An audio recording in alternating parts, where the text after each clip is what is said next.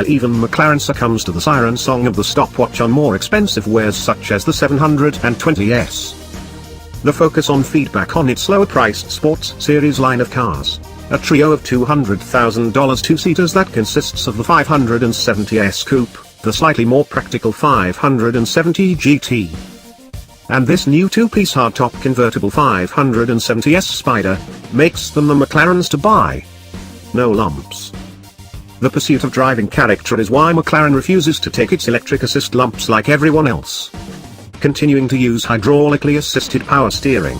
Also spec'd in the name of feel are surprisingly modest tire sizes, including 225mm section width rubber in front, 10mm narrower than what a Honda Civic C wears.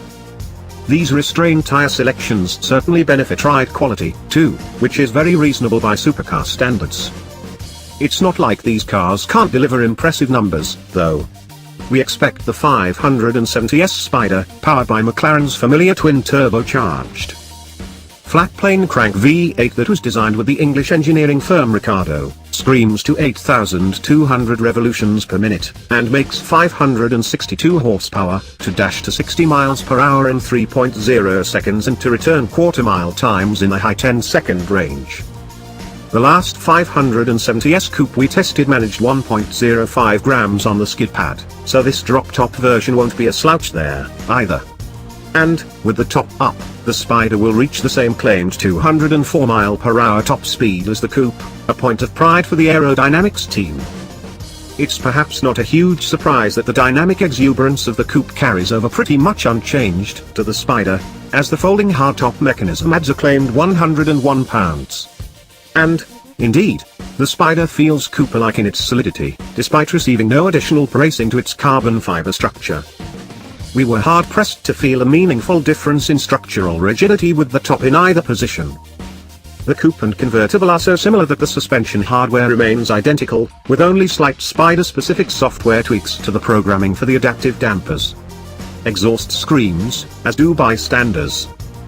Befitting a supercar, the 570s's extroverted looks turn heads as well as anything, and perhaps better in the sharply contrasting two-tone color schemes of the cars we exercised on sinewy mountain roads outside of Barcelona. Numerous times, young children, the most honest of all critics, were so overwhelmed by the Spider's presence that they simply yelled, possibly involuntarily, "Mama," as we rolled by. Even with the car out of sight, folks are drawn to the properly cantankerous, tack-spitting grumble of the 570's twin-turbo V8 when it's first started.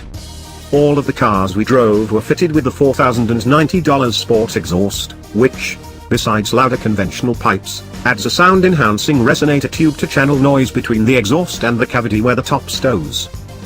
A similar resonator on the intake side is standard, and the intensity of each is controlled by a butterfly valve. The two resonators, plus flaps in the exhaust, make meaningful differences in the V8's roar among the three driver selectable powertrain modes.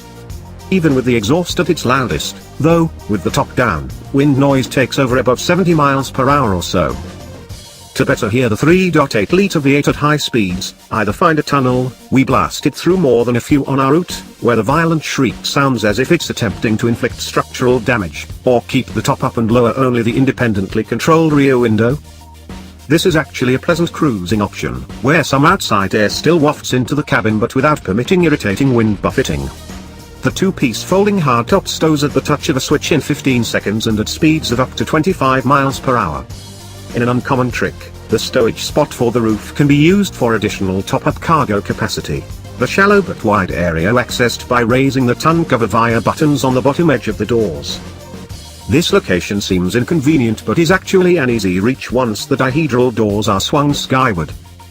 The standard seats aren't bolstered particularly aggressively, much snugger racing seats are available in two levels of constriction for those who like a firm embrace, and provide a comfortable perch for working the superb dual-clutch automatic.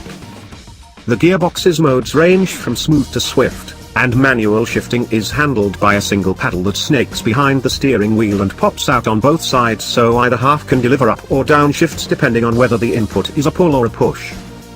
We preferred manual mode for aggressive driving, as you can easily keep the engine near its 5,000 revolution per minute torque peak to ward off the sniffs of turbo lag at lower engine speeds. Other than rather thick A-pillars, by our measurements, Those of the Acura NSX and the Porsche 911 are significantly slimmer. The view out the front is textbook mid-engine car spectacular, the hood quickly falling away and leaving it to the rushing road to provide the visuals. Mute brake pedal. Supercars usually aren't without ergonomic foibles, and the Spider has a few, including the awkward seat controls located at the front inner edge of the bottom cushion, where they can't easily be seen. In addition, the 7.0-inch vertically oriented touchscreen isn't terribly vibrant to begin with, and it easily washes out in direct sunlight.